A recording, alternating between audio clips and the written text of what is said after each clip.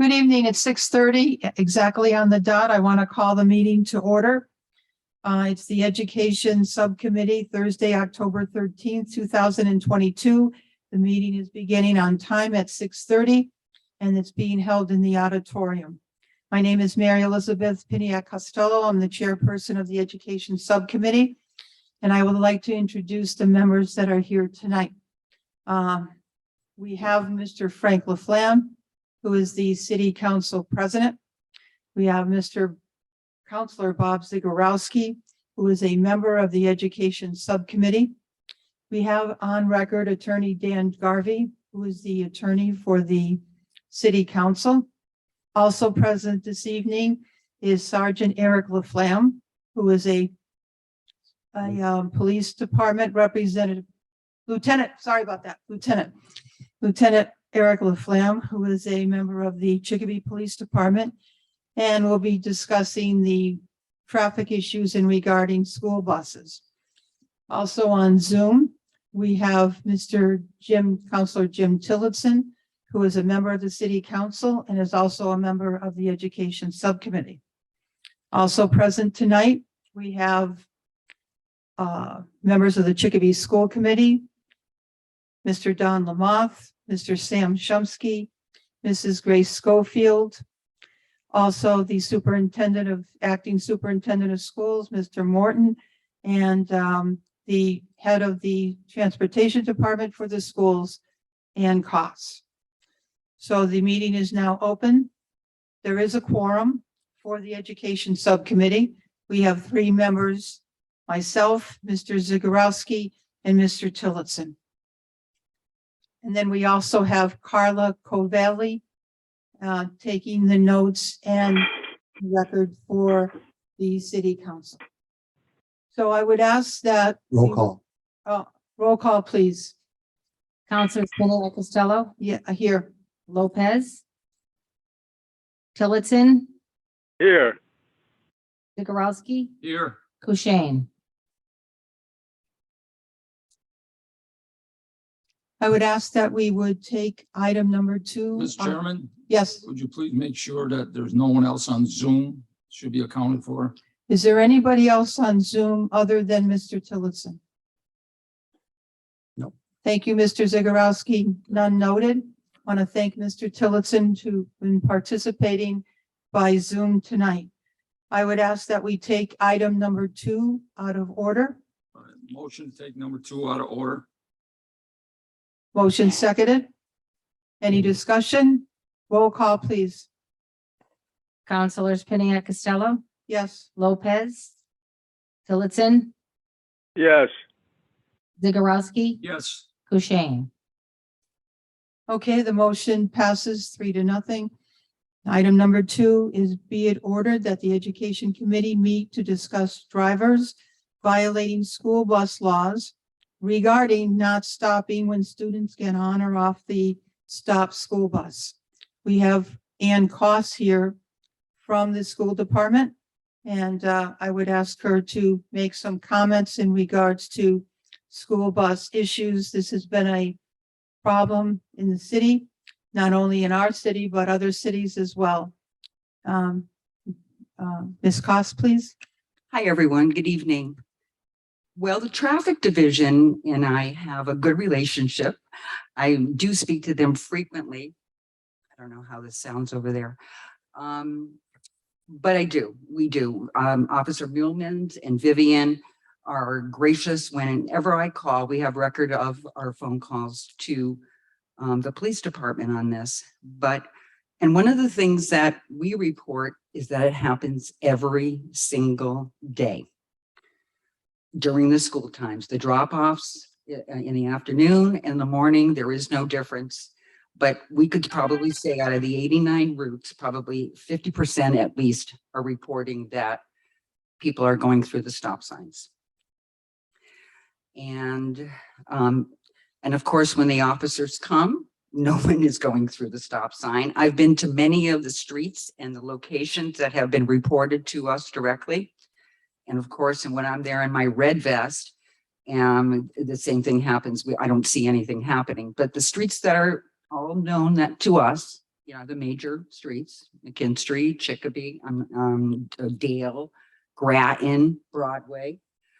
Even with the number of great things we've implemented or you've implemented on Broadway, it still happens. We have people going 50 miles an hour at 7 o'clock in the morning in front of Sam's convenience store. So that's a reality. And I think everybody here knows that. But one of the things is that we have about 900 stops or on 1,100 streets in Chicopee. And one of the things that I think that we can do is from safety is we want our kids to get home safe. And the way we can ensure that happening is by putting more buses on the road. We have about 70%. I can get a study done by 5-Star. But one of our goals is that on all of these main streets, Sheridan, by the way, is terrible, is to have every single one of those stops stop on the right side so that we don't have any of our students crossing the street. That's number one, what we can do. And I believe budget wise, we returned close to $900,000 last year to the city. And I would propose that we think about adding a few more buses, doing a pilot project, and seeing, well, our main goal is safety. So I would invite all of you here to look at that and maybe expanding that to get more buses on the road to make that happen. I don't know how many it would take, but I can certainly get back to you and let you know. But that's what we can do from our end. Because, otherwise we're all very helpless on what's happening out there with people speeding in Chicopee. Thank you. You're welcome. Lieutenant Laflamme, do you have anything to add to that? Thank you. Good evening. Well, like she had mentioned, there are so many stops in the city and we were limited on the amount of officers we have on the road at a time. So it is very difficult. Is that better? Yeah.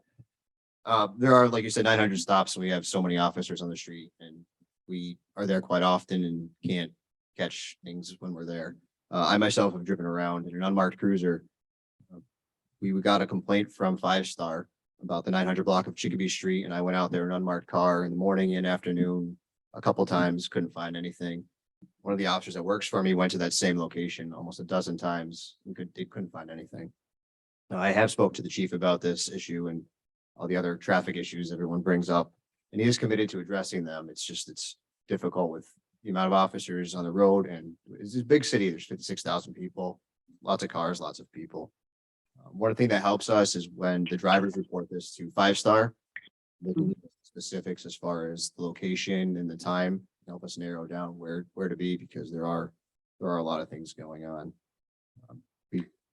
One of the big things is safety. Obviously, everything is for us in that, but parents can make sure the children know not to go when it's not safe, to double check. We are working on it. It's something that we are trying to address, but it is difficult with personnel and being in a blue and white car. They see us coming. If anybody has anything they can bring to us to help us narrow down who and where, we'll gladly take that info.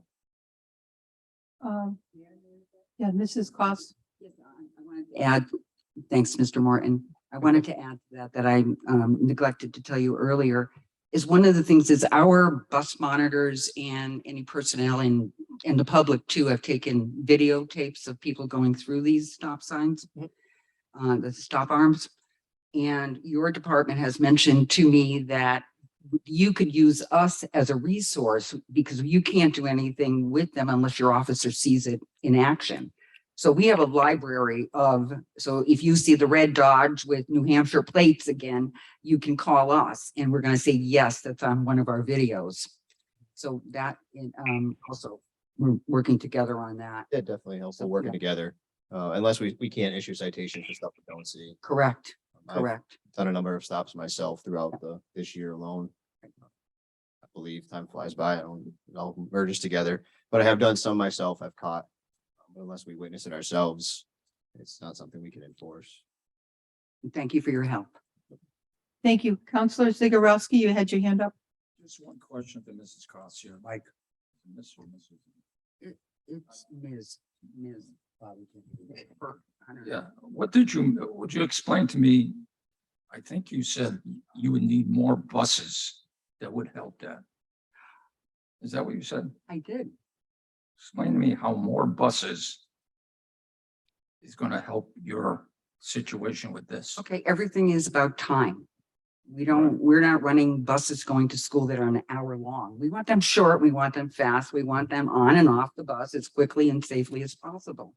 So that involves time, and we're under contract with 5-Star for X amount of time.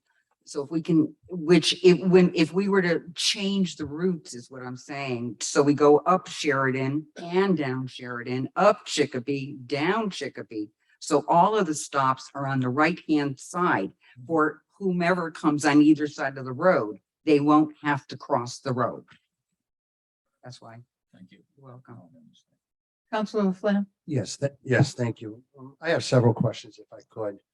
I would have wished we would have had someone here from, what is it, 5-Star? I wish, unfortunately, I didn't think of it until recently when I was just doing some investigation of my own, but I would have loved to have someone here because I have questions for them on the way they pick up kids. Sure. And the reason why I asked, let me give you some examples. I travel the city all day long, everywhere, as many know. And one of them, let's take the small bus. Somebody pulls up to someone's house and they put on the yellow lights, and there's not even anybody coming out of the house yet. So they're backing up all the traffic, and people get upset. So I didn't know if there's, and I tried to look out on the state chapter 90. Is there a way that, when they see them coming out of the house, they put their yellow lights on instead of putting it on when they're there? There's nobody there, and people are saying, "Do I go? Do I not go?" So that was one, and I want to know if do we have a contract that tells how they do? It doesn't specifically address that. However, we want to know that because they're not supposed to do that. Okay, They're because not there to tie up traffic yeah, like that. I've been Yeah. in traffic and they're 2-3 minutes and there's That's- nobody even coming out of the house Okay. and they're waiting for it. Because I think once they do that, they put the yellow. When they get close, they put the red. Yes. And I think I've also there's many times I've gone by and they put the red on when they're traveling to stop for that car, for that person. Happens a lot. So it's not just the residents or the motor vehicle person. It's also the training of the bus drivers, because I've seen them travel from here to that wall with a red light on. And you're asking them to stop and they don't know, did you forget to shut them off Mhm. or what? So there's also got to be training on that part. And I don't know if your contract, what it reads about in the state law, if you read it, it's very vague of how, make sure that when you get them out, they're Mhm. seeing so many feet, blah, blah, blah. Mhm. But even taking off again too. And I've been dealing with this, as Mary Beth mentioned earlier. We have this with our speeding and everything. But the point being is, I think they have an obligation too to do it correctly, to make sure, as you said, they should be stopping when they get at the house, stop and make it safe. Look behind them, someone's going to be coming, as well as when they leave, is make sure. And I see people speeding through the red light, through the blinking lights on the school, but I see it. It's wrong. Absolutely. We don't want nobody getting hurt. We really don't. But I think it's a mutual thing. As Lieutenant LaFlamme said, we have 1,100 streets in the city. And one of our big things that every meeting we come to here is we have guests here talking about fatalities and issues of speeding and that. So it's a big thing, but I'm just hoping that we look at the school buses themselves and say, how can you help us too? Not just the city side, but on their side too. And I just bring that up as a suggestion, No, because that's excellent. you see it all the time. I could take video and send them to you, but I see it all the time. They go down and they're going to stop at that house. They already got their yellow lights on before they get down. That's not safe, because a kid could come out getting ready for that. So I just hope we can work together as with them and with us. I wish they would have been here. That was my fault. I should have asked to have them here. Well, I do believe that they would let me speak for them on this behalf, because when that happens to me and I'm seeing it happen, I call them if I'm in my car to the bus company right away. And again, like everyone else, we're not going to know. We need to know what is happening out there too, because 5-Star, that's the school department's expectation is what you just spoke about. That's not what we want. And Five Star is the same way. They would not want that to happen. We need to tell them too. And you're right. It is all about training. We do have people who do that, Yeah. unfortunately. And my final question would be, actually too, is we have cameras in every bus inside. Yes, we do. Maybe we should think about one on the outside and where it would be on the back of the bus, because if they're coming that direct, well, it's both directions, but why can't we look into something like that? It just, cameras work for everything today. And it's just something I just wanted to throw out there. But I guess and I'll interject on this, but I think Ms. Costa said earlier, we do have cameras and the cameras do pick up license plates, but until they change that particular law, as Lieutenant Laflamme said, even though if we record it, there's nothing he can do with it. He can at least have an eye out for that particular car or make. But obviously, if that was evidence we could use as direct evidence to get somebody for violation of the law, that would be more beneficial to us. Thank you. Good point. Thank you. Mr. Lamont? I'm all set. Thank you. Yes, going to the cameras, as you alluded to, why can't we get a hold of our legislators and ask them to do something with this law? I mean, if the city council from Chicopee got together with the city council from Hoyoke and Springfield, like you did with the gas can issue, maybe you could get them to do something. And going further on that, if we've got license plates of some of these cars, maybe you can't issue them a ticket, but maybe somebody can go to the house if they're repeat offenders and say, hey, here's a picture of you doing it. I think that's a good point. And some of the other things you said, I agree with. I've come up on buses. Can I ask red lights on. Can I ask a question? I guess the law must be written differently, but if they take license plate pictures from stoplights, when people run stoplights, they use that as evidence and send them a ticket or a citation. What is the difference from us having those cameras and taking a picture and utilizing it the same way? Or is it the way the law is written? Not aware of any red light cameras in the state of Massachusetts. I don't believe they can. Okay. do that in Massachusetts. I know Connecticut has that. Yes. It allows that. All right. What I'd about like to say toll something. booths? There used to be the toll booths when they run through that and not pay that, but I guess they have the sensors now, so that's no longer an issue. I'm just trying to find creative ways because it's happening too many different times. Yeah, I believe failure to pay a fine is probably different than a civil motor vehicle infraction. I don't know where they get their right to do that, but Okay. Mr. Tillotson is on Zoom and he has a question. And Yeah, this- on more buses, I don't quite understand that, because then you'd have to make sure all the kids got on that bus were on the same side of the street. And that's going to make it complicated for the teachers. They'd have to come out and say, are you on the left side of the street or the right side of the street? And you'd have to have buses that, that were seated in that way. Otherwise, you're going to have a mixture no matter how many buses you have.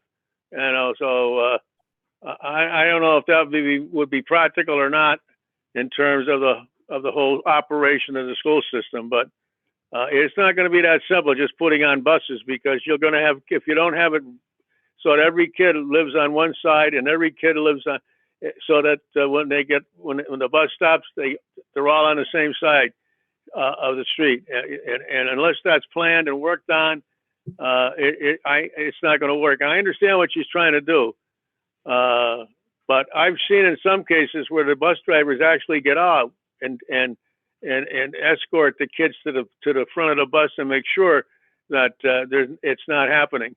They're going across the street when there's no car coming at all. So it sounds simple, but I don't see it as that simple as it is, and it'll be a lot more costly to put on a lot more buses and have the teachers all line the kids up according to what side of the street they live on. Anyway, I just think that's something we got to think about if we're going to go ahead and do anything like with more busing and that kind of thing. Thank you. I just have a question for Jim. Jim, do you have any comments in regards to changing or advocating for a new law in regards to stopping and the cameras and recording? Do you have any questions or comments on that? I would support anything that's going to make it help to make it more safer for the students. Obviously, I mean, within reason. Where like the one I just described, where you're going to have all the kids. Once that if we hire more buses and they don't have to cross the street, then they're all going to have to get on that bus where they don't have to cross the street, and that's going to create a lot more confusion at the end of the day or in the morning when they're getting picked up. But I have no problem of endorsing more legislation that's going to provide safety for the students. Absolutely. I mean, so if we can get someone to sit down maybe with our law department and come up with some ideas and brainstorm a little bit like that, and then go and with the new legislators coming in next year in January. I would certainly support something like that that's going to provide safety for kids. Absolutely. Thank you, Jim. You're Next, welcome. and next on the list is Mr. Shumsky. Yeah, so I just have a question. If we were, say, if the law was rewritten where we could put cameras on the outside of the buses, is that something we can use ESSER money for? We would already have that built into our contract. The contract where we have currently with 5-Star puts cameras inside the bus, front and in front and back, and we just would amend our contract to add cameras on the outside.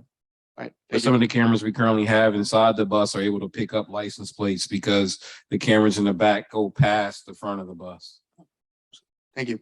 Next on the list is Mr. Laflamme, then Mr. Zagorowski. Yeah, thank you.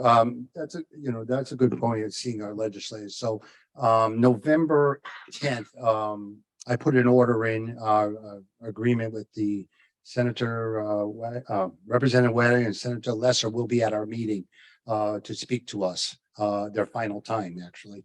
And we'll bring this up there, and discuss that with him as one of the things that we maybe can do. They can pass it along, although they're leaving, they can maybe bring it forward. But I think it's a great idea. And I think the city council as a whole would support it and send a letter. So we'll look into that, with the attorney, our attorney, and sending us support of having that done for all the buses. Thank you, Mr. Zagorowski. Yeah, just one question to Mrs. Cost. Did you say before that the cameras take pictures and you actually have those pictures in your presence? It's actually a video. A video? Yes. Have you ever, how many cars do you think, or trucks or whatever, go through the bus stops in your opinion, just approximately? I would say 50%. 50%. That's a lot. 50%. When 5-Star is constantly telling me every single bus driver, Right. every single day. All right, when you do those videos, can you, I know Mr. Laflamme over here, the traffic bureau, Stop frame. there's stop frames. So you could actually do you give him the video, or do you just, no, can't do that? Why not? I'm just asking. I mean, obviously for us, it's FERPA dealing with student records. Obviously, if students are involved in the picture, it's a student record. So obviously there has to be some type of exception to the law in order for us to furnish it to the police department. So what do you do? Just call the Well, traffic bureau? no, actually, the pictures that I have and we have sent to us are from, they're actually pictures and not from the bus. Okay, Yes, but the bus has recorded these incidents. I'm just wondering if we can pick up, if it's a same ones doing it all the time. And that's what the police department and the traffic division will contact us. And we do have our little archive of, we believe they're repeat offenders. So I think it's a good, the law needs to be changed. You're right, Mr. Moore, what you said, and I agree with that wholeheartedly, but police department, even if you got 10 times you see the same car without the police officer seeing it, the officer, and I think I spoke to Lieutenant about this, you got a flagrant, somebody doing it consistently, you can go to their home and you can have a talk. They can talk with them, but the best thing is to change the law in some way, somehow. I think that's a good idea. Thank you. Okay, thank you. Mr. Morton, please. So we can work with 5-Star, and I can work on Ms. Cost. If we're talking 50%, we can start tracking this.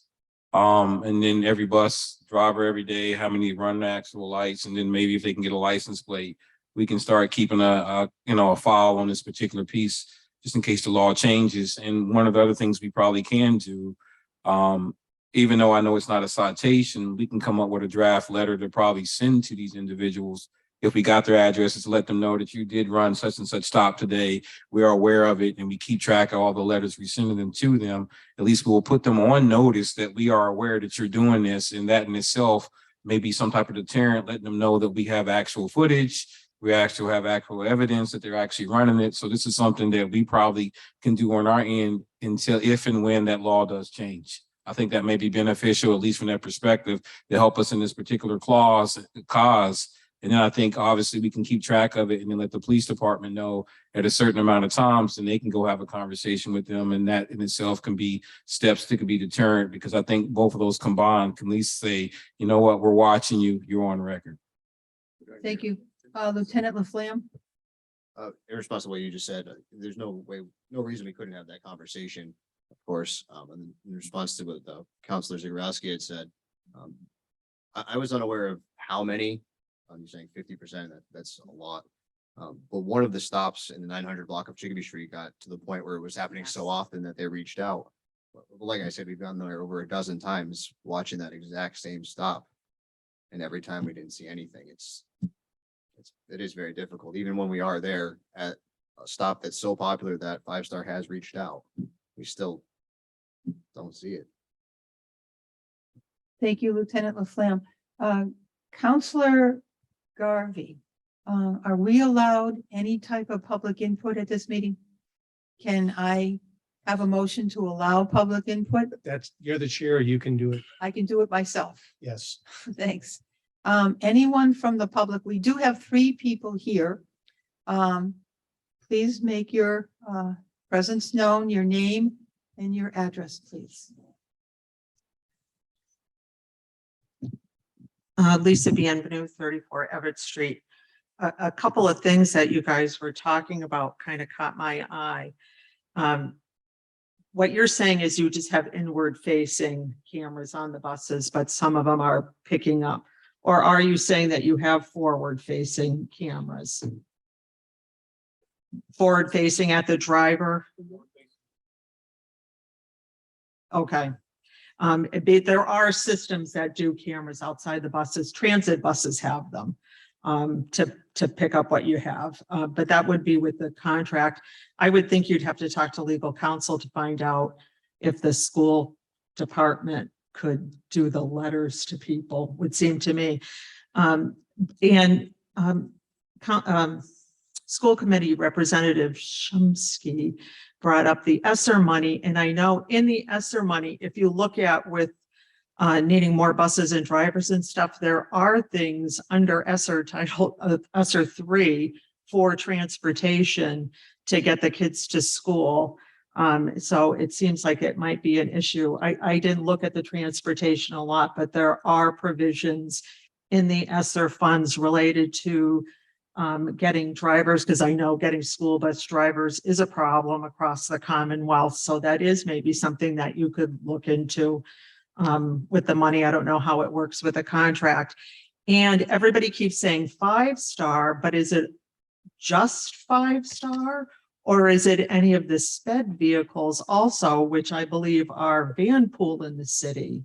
Incorrect. It's 5 Star also. It's 5 Star also? Okay. Correct. I wasn't sure. I didn't realize that they did both. Because I see the van pool ones. Van around all Pool the does time. out of district for us. Okay. And then the other thing is, Councilor Flam knows how I feel about traffic in the city, but maybe the city needs to think about PSAs, because the mayor puts stuff out all the time on Facebook on happenings in the city, and we've got Chicopee TV, and maybe we need to do more public awareness of things going out, which is within our control to say, hey, look, everybody wants these kids to get home every day. So why aren't we bringing it to the attention to the city, which is something we can do and not wait on the legislature to say this is a problem. So that's just a couple of things that struck me. So thank you. Thank you, Mrs. Bienvenu. Anyone else for public input? Please state your name and your address, please. Thank you. Hi, my name is Marisol Nazario. I live at 196 Chicopee Street. And I have two issues. I have two kids. One takes the bus, one's a walker. Is the bus driver allowed to change where they stop? Because my daughter is supposed to be on Chicopee Street and Lorraine, where she would cross and the bus stop would be on Chicopee Street, so she could cross. But the bus is stopping on Lorraine Street, which doesn't stop Chicopee Street traffic. Is there an answer to the question, please? The bus will stop where we ask them to stop. The drivers are not allowed to make those decisions. Okay, All the because stops are authorized by the school department. because right now in the afternoon, she's not stopping on Chicopee Street, which would stop the traffic for her to cross. So I don't know if that's something you guys can figure it out. Yes, you could give me your information and I will look into that. Okay, and the second one is, my son's a walker. So is there something going on with crossing guards? Because that's another issue. He almost got hit a couple times because there's no crossing guards on Chicopee Street, the route we go. So cars don't stop because there's only like 2 crossing walks where we can actually go. So I don't know if that's something that you guys have some say on because. Yes, that's us as well. Okay, Absolutely. And that's one of the things that we're looking into is where are the walkers and where are they coming from? And we need to inform you, the public, where our crossing guards are too. We didn't know your son or daughter was a walker, so please give me that information and we'll look at that as well. okay, because most of Stefanik schools is a walker because it's under a mile. So is there like, in the afternoon, there isn't one to the park, but in the morning there is, and we walk up until it starts snowing. So, I'm not sure if the council is aware, but we are going to have a walking school bus. We're going to implement that program shortly at Stefanik School. I'm not sure if, well, the principal will be sending out information about that. yeah, that's on the other side of where we live, so I would still have to walk him. Okay. So, Yes. okay, thank you. Thank you for coming. Anyone else for public input? Okay. Any other questions or comments? Mr. Tillotson? No, I think we've made some good points this evening, and we'll have to put it together and see what we come up with. We got a lot of talent in that auditorium tonight, so hopefully we'll come up with some plans that make sense. Thank you, Mr. Tillotson. You're welcome. Okay. That ends item number 2. Do I have a motion? Motion to go to take number 1. No, motion to place number 2 on file. Right. Thank you, Jim. You're welcome. Any other discussion? Roll call, please. Here she goes. Councilors Piniac Costello, Yes. Lopez, Tillotson, Yes. Zagorowski, Yes, Hushain. Motion passes 3-0. Thank you. Now we will go back to item number 1. Motion, please, to return to. Motion to return to item 1. Any discussion? Roll call, please. Councilors Piniac Costello, Yes. Lopez, Tillotson, Yes. Zagorowski, yes, Hushain. Okay, motion passes. Now the discussion. Before, Lieutenant Laflamme, we want to thank you for coming in and we want to thank you for your talent. Thank you. And also Ms. Koss. Thank you. Now, item number 1, be it ordered that the Education Subcommittee meet to discuss school department issues. Roll call, please. Councilors Piniac Costello, Yes. Lopez, Tillotson, Yes. Zegarowski. Yes. Kushein. Motion passes 3-0. In regards to school department issues, I'm going to turn this over to Acting Superintendent Morton to update us on any type of issues that are pending now within the school department that he feels that the city council should be aware of through this subcommittee. Good evening. What type of issues would you be speaking about? Well, how about in regards to the budget? And the reason why the budget was a problem is that we got it at the 11th hour in June of 2022. And I know there was discussion that maybe we can get it sooner than later. And we were wondering, how is the budget progress We're going? starting the budget process next month, so obviously we're starting a little bit earlier. We should be able to have the budget a little bit earlier this year. There was obviously some unforeseen circumstances that pushed the budget back. So we're hoping to have it a little bit earlier than this year, so we don't be at the 11th hour. Okay, thank you. Are there any questions, Jim or Mr. Zegarowski, in regards to the budget or any other school department issues that you wish to bring forward tonight? Mr. Where Tillotson? where do they stand on the purchase of the old Mass Mutual building?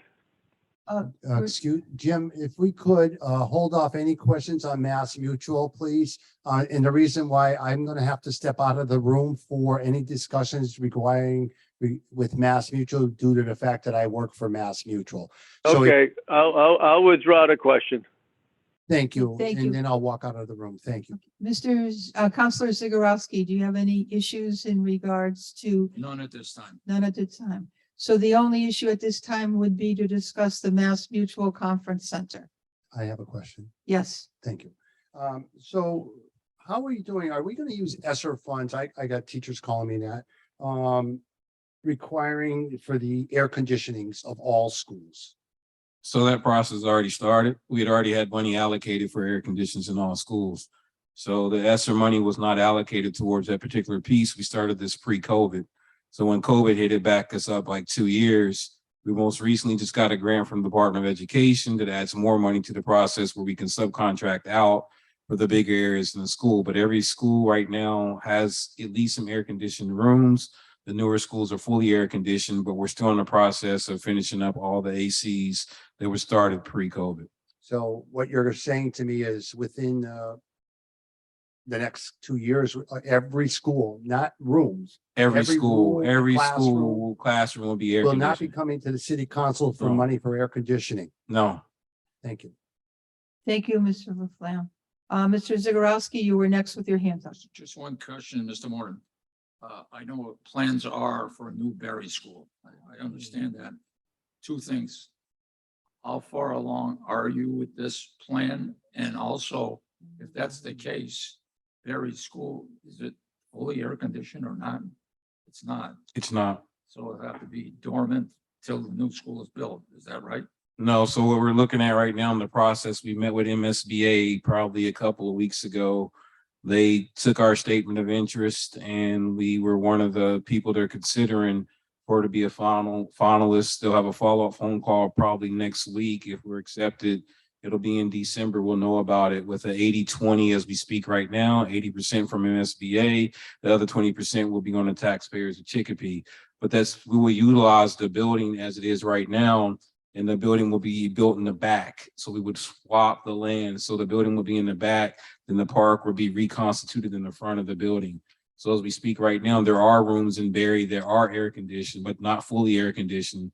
And Berry will be on the last to get air conditioned because we're looking at a new building. So it will be probably pointless to put a whole bunch of money in it to retrofit that building for AC.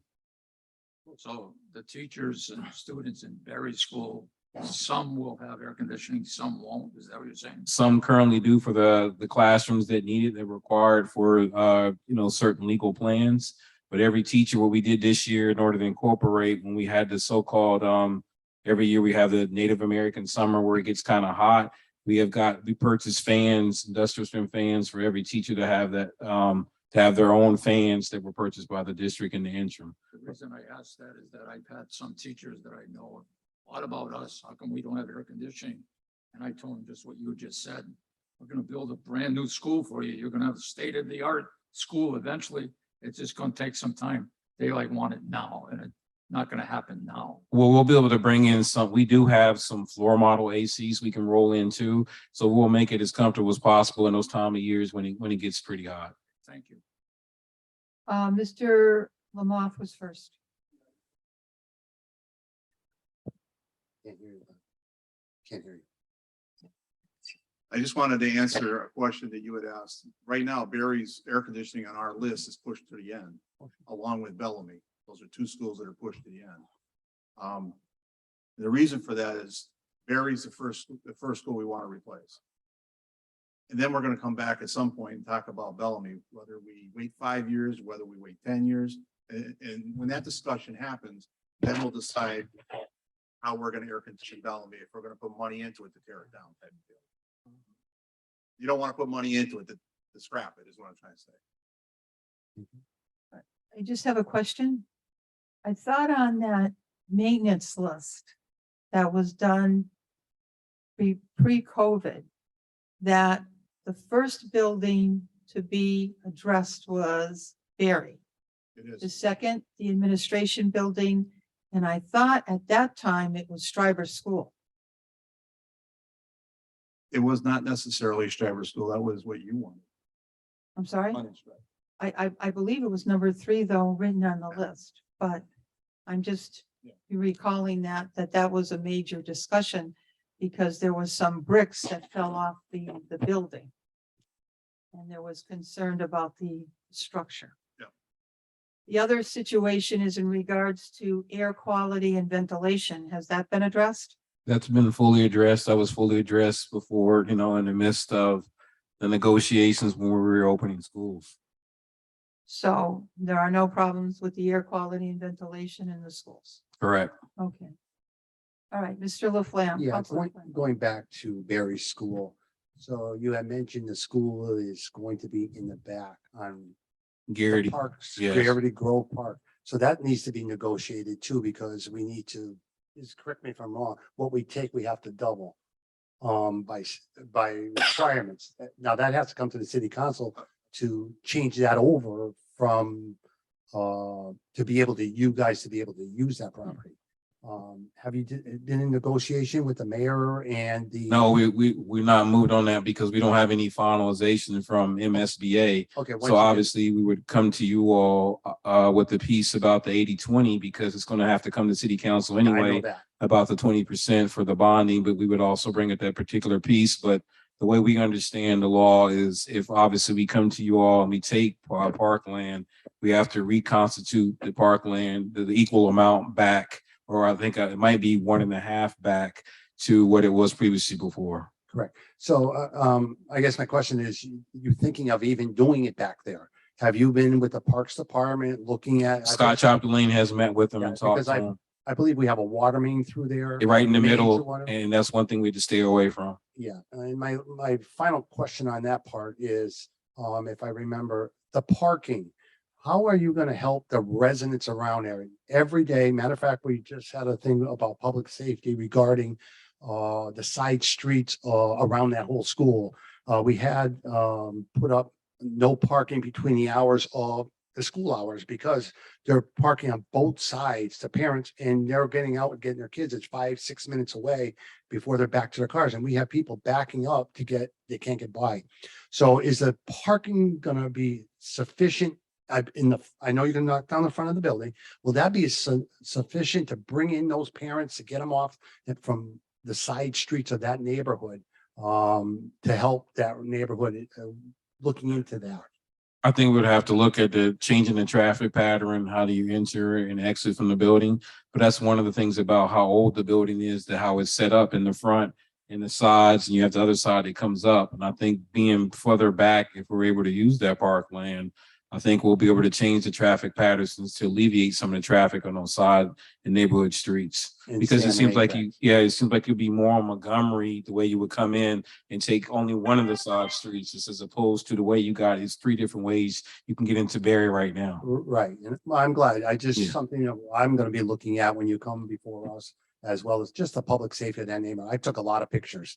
It's awful. You can't even get a small car between the two of them, and they just get out and walk away. And I actually reported to the police department because a lot of that neighborhood is complaining, so I just turned it in, and I think the chief was gonna talk to you about that whole issue. Correct. about- We've put out an edict, not just for Barry, but if we're talking about schools and parking, it's not just Barry. We got DuPont. We have an issue because of where it's located. So the chief working with the police department, we're starting to issue citations for people that are improperly parking when it's for drop off and pickup times for schools. Thank you. Thank you. Anyone else for comments? Going back to the original discussion in regards to the Mass Mutual Center. Um, Go ahead, Counselor Garvey. I'm sorry? Public have comments before we leave? Okay. Does the public have any comments in regards to the issues we've been discussing? No comments. Counselor Laflamme. Mrs. Chairman, I will be leaving for this final discussion about Mass Mutual. I work for Mass Mutual and State Ethics Commission requests that I not be present for any communication regarding this. So thank you, and thank you tonight for giving us some answers. Thank you. Thank you. Thank you, Counselor Laflamme.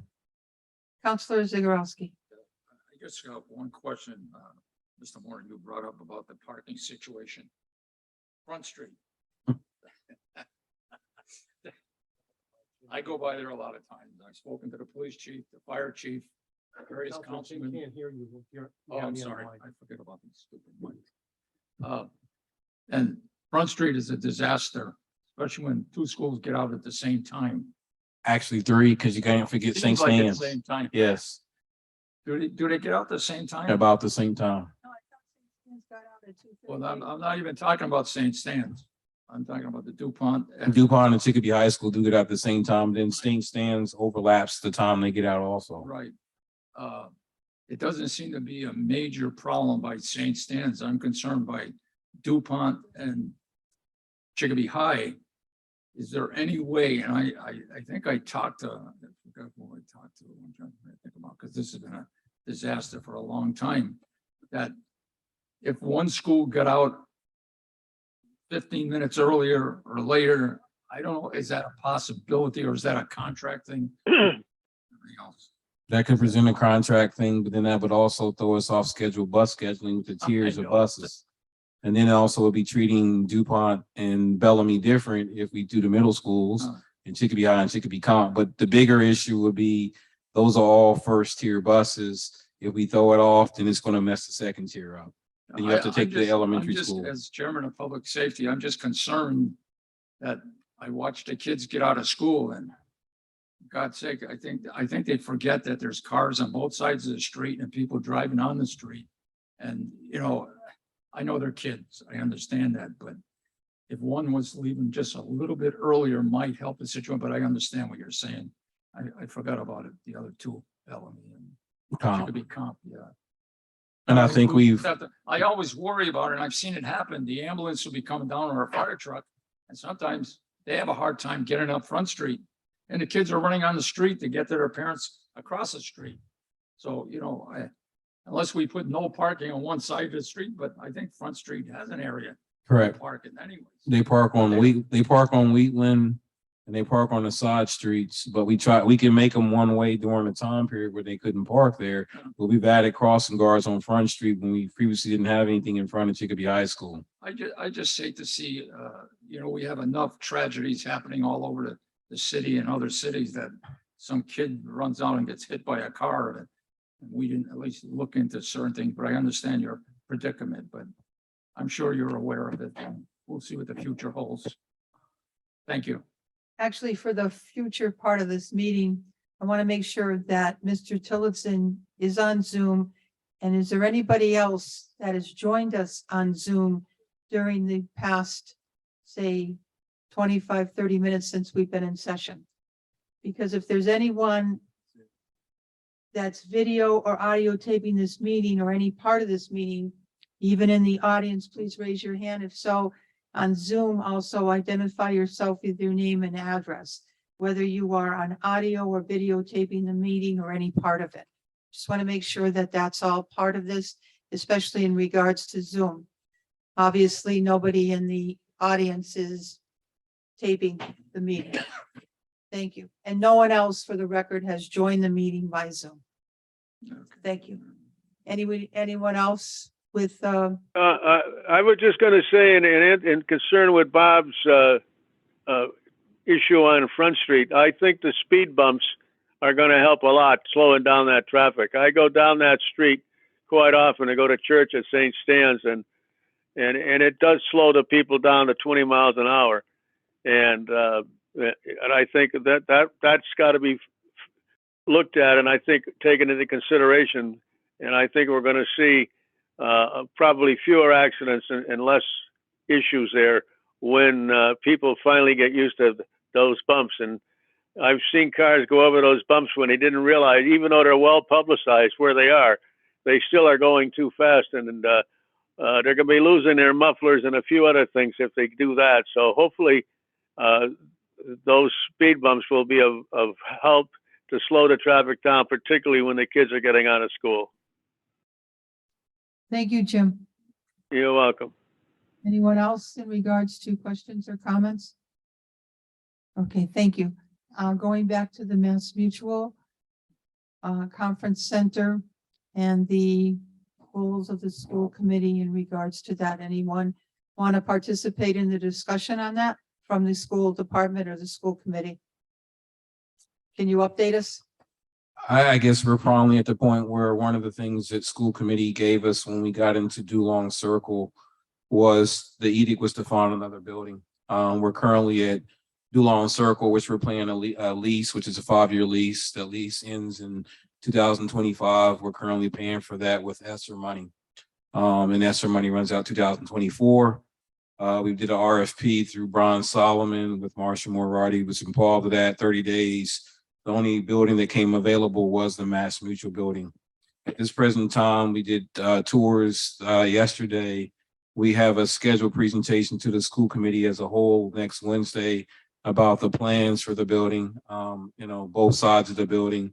And we'll have a vote for a motion to see whether or not the school committee votes to move forward to bring the same presentation to city council, because the only group that can acquire property within the city of Chicopee is city council, school committee, nor the school department can acquire property. And that's where we currently stand at right now. Thank you. Anyone else in regards to the Mass Mutual Conference Center? Any questions, Mr. Tillotson, Mr. Zagorowski? No, I think he answered the question very well. We'll see where the school committee is coming from, and we'll go from there. Mr. Zagorowski? Yeah, anybody from the public wants to discuss Mass Is Mutual? anybody here from the public in regards to the topic on the Mass Mutual Conference Center purchase request? Thank you. Lisa Bienvenue, 34 Everett Street. I actually went to the facilities meeting of the school committee to hear about this, and I know that the plan is to use ESSER money, like $8 million of ESSER money. So I've been digging around because I didn't really know anything about ESSER money, which it does say based on the information available from the Department of Schools and DESE and on the Chicopee website, but it said all expenditures with ESSER dollars must be COVID related and for the purpose of preventing, preparing, and responding to the pandemic. So I understand about 180 Broadway in the office, but the bigger vision for the Mass Mutual Center, which is much larger than the school department needs, the talk of expanding programs at comp by moving things out of comp and into this building or bringing in other programs, to me, don't seem to meet the definition of what the ESSER funds are supposed to be for. The other thing is, I've been wondering, what aren't we doing? That we have this $8 million of funds available. And so, and I looked, because to get the ESSER funds, ESSER 3 funds, you had to do a draft plan for the use of the ESSER 3 funds that had to be posted within 30 days of accepting it. And they have to be updated every 6 months. So I found it. I had to hunt, but I found it because it has to be publicly available and there had to be community input.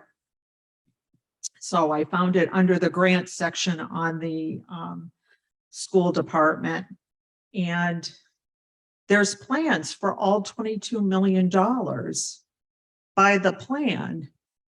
But I read through it and none of it is $8 million to purchase a property.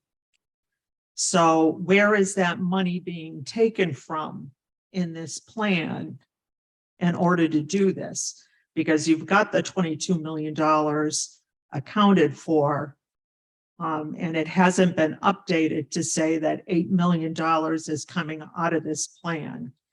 And I've got so much paper with me, but there was also the community input.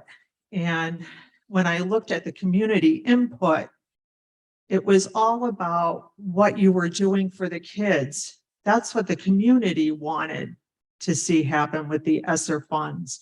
Again, like I said, I don't have it with me right. I have it with me right now, but I can't shuffle it out of my papers. But nobody said, geez, spend $8 million on a building that theoretically will help the children, but it's not going to help the children on their day-to-day level in the schools. You know, and the condition of Annaberry keeps coming up. Bellamy has no air conditioning. That's going to be pushed down the road. So there are things to spend money on. And it's good to have big dreams of what can happen at the city.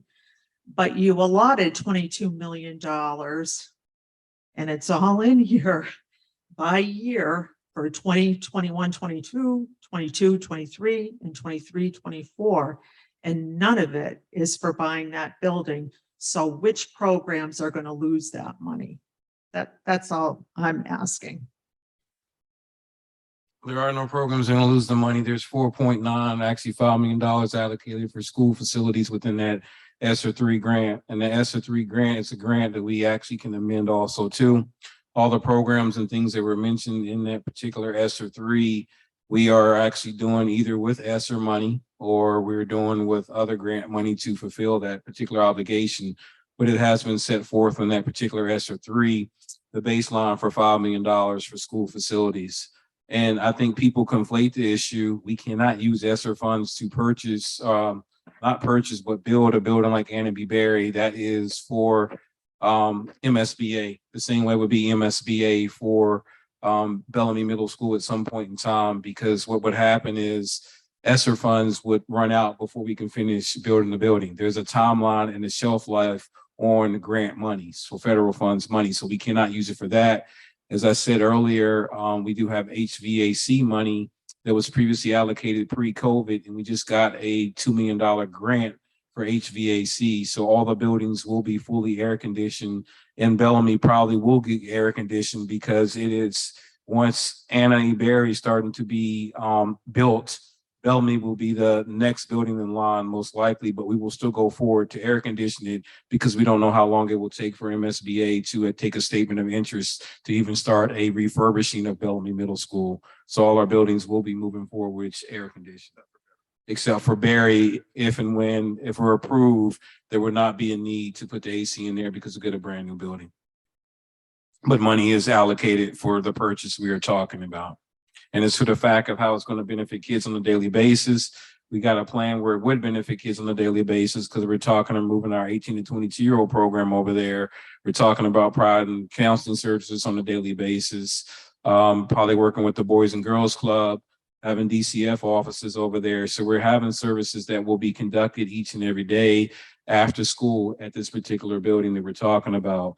And the big picture is this is one-time money that we have from federal money, but we're also trying to have a lasting impact with this money. We understand it's a one-time and it's a lifetime purchase we're looking for, but either we're going to continue to be paying a lease for the next 20 to 30 years for admin building, or we have a permanent location with one-time funds that will last us for here for however long time period that we have a building. So that is the actual argument or projection we're making, that either we continue to pay this money, which is $280,000 a year for a building, which will probably go up after at least in 5 years. Most likely, if the taxes go up, the lease will go up. So with this actual purchase, we would not have to worry about paying an actual rental bill or a lease bill each and every year.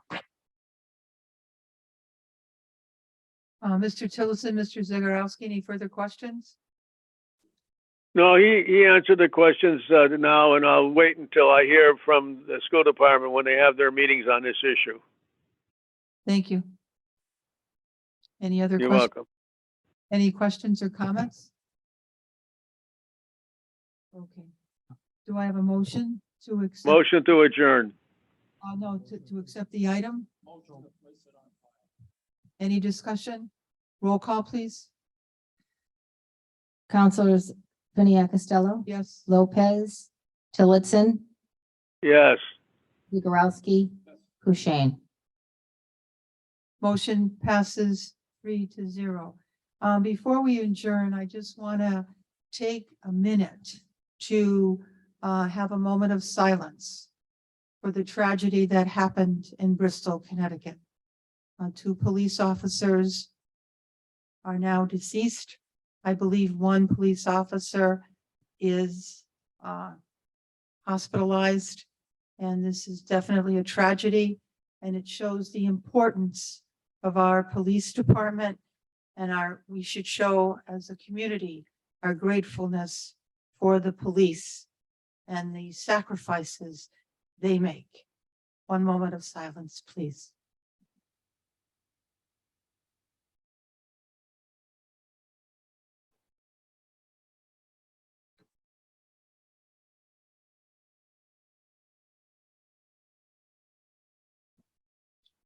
Thank you.